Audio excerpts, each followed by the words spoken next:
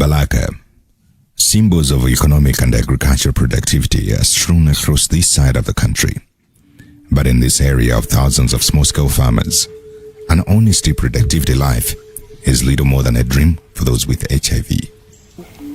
Nilamba tufulu nabizika nako ndeno tukupanga zimenezi panabwera yena utiphunzitsa ago Malawi nde atiphunzitsa ago Malawi hayi ndithu zimakhala zaphindu potiphunzitsapo nde chitiphunzitseni nthawi imeneyoyo sanabweso zatiphunzitsa nde koma chimene fetu sokera kwambiri upangiri nchachakudya ndi chikuvuta chifukwa thupira tuli kuti tikhale ndi mphamvu ikusokera chakudya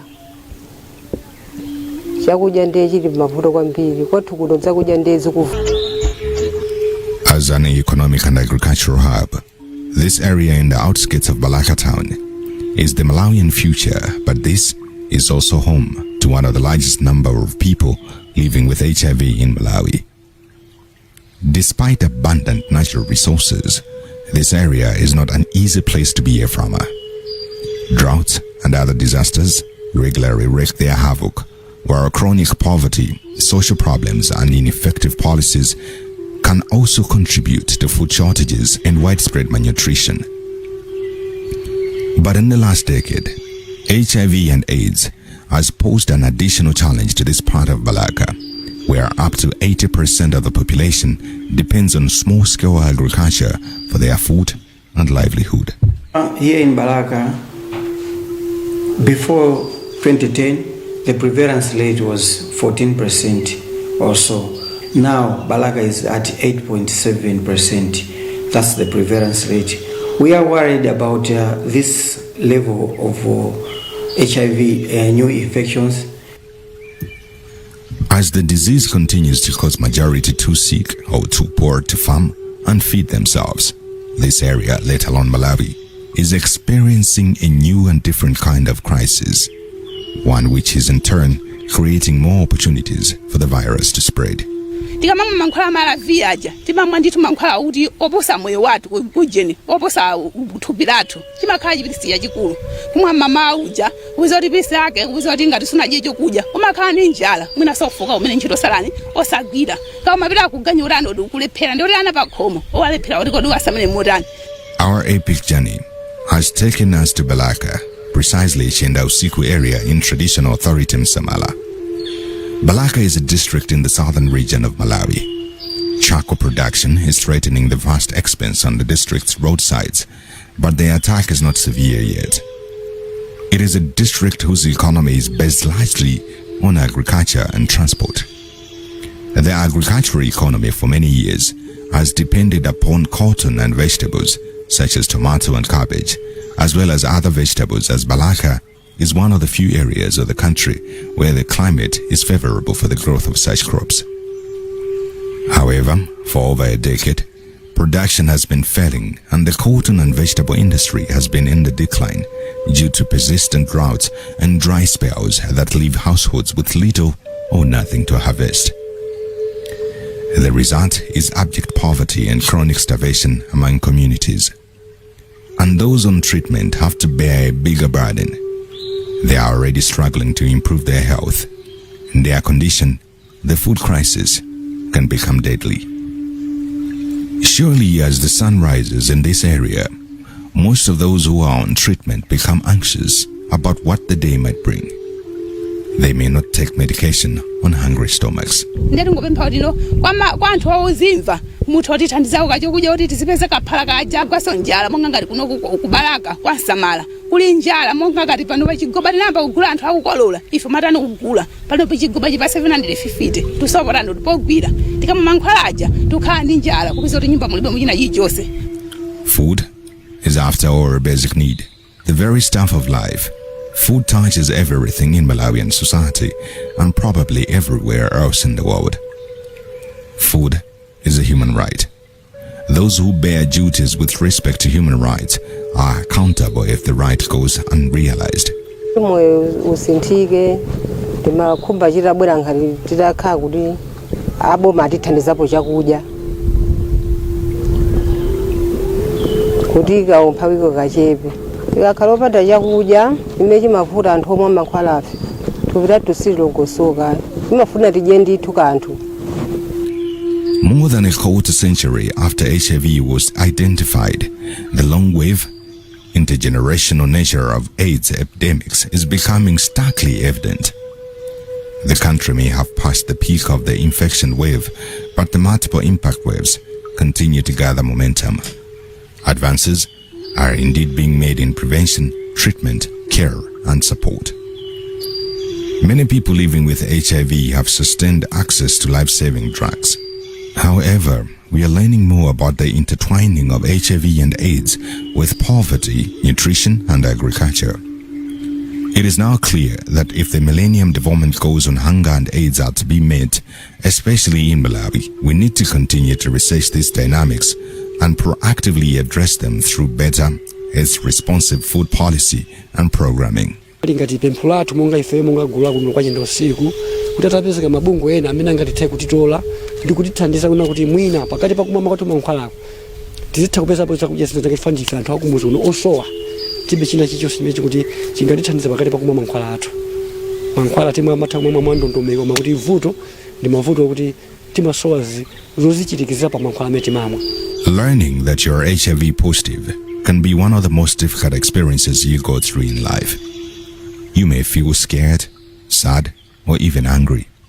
This is okay and a completely natural part of coping with something that can be life-changing. Makhaba ndikosakhala nanzanga nimabiza kuti makhala nkhawa ayikulu moti so kubiza kuti no mankhwala sinimamwasomanyano li mwandondomeko. But these people of Chenda Usiku realize that HIV does not have to stop one living a long, happy, and fulfilling life. With the right treatment and support, it is possible to live as long as the average person. Amene nabizika ndi HIV and AIDS amene ndinayima poyera ndazinzanga kumasonkhana ndimapangana umozi kumathesana nkhawa kuno wayenda usiku. Komana ine ndizona kuti ndulani ndikulimbikisa anzanga amene mundimva kuziko lapasi pano na kuti munthu ukabizika ndi matenda HIV si yanodi simathero azonse koma njambi chanodi chamoyo wina. Moti pali ine pano lero ndipanga zintchito zasiyana anthu andidalira mabungu sawalani awu ndidalira. Ndiyana ndikulimbisa anzanga kuti mutanodi mutengepo mbali mukhane ndi chani ndichisazo ngati ineyo. Paine pano ndingofuna kuti ndifotokoze munga ngati ziko la Malawi kuna kuti zomwe ndimapanga group therapy kumatanodi zikuchezeka sintha kumathandizika kuti ndizikhani moyo wathanzi mene mundioneramo pachaka ndi madwala muna pachaka kamuzi kokha. There are a lot of misconceptions about what it means to be living with HIV. Ultimately, everyone's lives are different. How you cope with your diagnosis and how you move forward will be unique. These men and women on treatment in Chenda Usiku found solace in the company of others sharing their serostatus. They often come together to share hope, frustrations, and future. Support mamba balantani. Ndeno mimi ngoma lithandizira njira zambiri. Baja kuti timapuzira zinthu zosiyana zosamanya moyo wathu.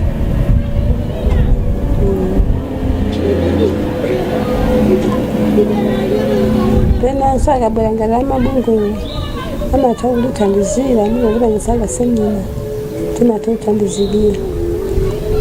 Baja kuti chimene chimachitika nchoti imapezeka nthawi yoti anthu akulima ini mudwala mapezeka kuti munda wagoma ndewakhala kuti uli ngati kabunga ngati kamene kaka pamapezeka muna mwamwayi ukutolani ndati mathandizikira kumamunda kucha kukhala ndi chakudya. People are considered food secure when they have all-time access to sufficient, safe, and nutritious food to maintain a healthy and active life. Food must be available in sufficient quantities and on a consistent basis in stock and production. One needs to access food, being able to regularly acquire adequate quantities of food through purchase, home production, barter, gifts, borrowing, or food aid. One has to have adequate food utilization, entailing that consumed food must have a positive nutritional impact on people. On the contrary, food insecurity is the absence of these components and applies to a wide range of phenomena, from famine to periodic hunger to uncertain food supply. This is the situation people on treatment in Chenda Usiku are in. Accumulation of voluntary savings and access to reasonable credit has never been easy for the poorest sections of Malawian communities. Yet HIV and AIDS has made it harder. But 37 Chenda Usiku people on treatment refuse to go down with the tide. They regularly come together to share not only their pain, pride and hope, but entrepreneurship skills. Kulinda kale tinamba muna mutufo kumabe tima tabe kubakumanabe paka nabana kumandi bimpulato kuti gulato sudi muli anthu amene amatichitikizai tima zichitikiza kutoka tima isesa upeza muna mankhwali nasi samamu ngati bawanga za mahebo kunabwera abungu elinaso anati pasa makina amene tikupanga ngati peanut butter koma poti peanut butter ayi akudaliranso kambaka mtumba mwathu koma kupoti ndife anthu osowa tikulephera kuti no tipange peanut butter wambiri chifukwa kuti tibe chithandizo china chilichonse timatha kupanga ochepa ndikugulisapo kuika kuthumba kumano kambaka kwako chithandizo chokuti tithandane mugulu timatha kuthandiza tokhatoka kuti kama mankhwala achi timana kuti mamwacha kuti mwina ali sazipisa kanga chepe poma kama mankhwala limapeza timwina tibe sokira chilichonse. These people, some of them having been taking the medication for close to 2 decades, know very well of the implications of hunger on their conditions. Even medical experts recommend that those on treatment must have access to nutritious foods to supplement the impact of life-prolonging drugs. And these people know all the necessary food groups which would help improve their health, but they still lack them. Some of the challenges that these groups are meeting. Let me start with the group challenge. They are lacking capital because here most of these groups are in the villages. Here in the village, they have nothing to do that can bring them money, and this is a big problem. And even some of them do complain that they took their medication without taking anything, which is very bad. Lack of food among people on treatment nonetheless increases the likelihood of livelihood collapse from other shocks. Medical experts warn that ARV drugs keep HIV under control, but they do not stay in one's body for a long time, so one has to keep topping them up. If people on treatment stop taking their HIV drugs, then their viral load will go up. This means HIV can damage their immune system, and that one is more likely to pass HIV on. A very big challenge also on defaults, ART defaults. We are civic educating the masses on the dangers of defaulting. Medical experts also warn that if people on medication regularly miss doses of their HIV treatment, there is a risk that the HIV in their body will become resistant to the medication and the drugs will no longer work, even when they do take them. Surely, the country should not tolerate the suffering of its citizens on treatment where life-saving drugs are available.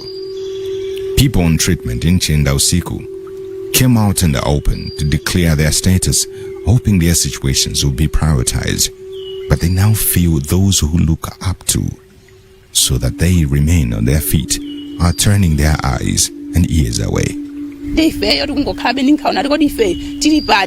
Chifali matokauri ndi HIV komanso tibiso mkatikati makauri uranodi ikubisala matendo siyana bali penepo ndife ngobipona ati boma kapena ziko la Malawi tenganipo ni mbali kwanthu ngati ifeyo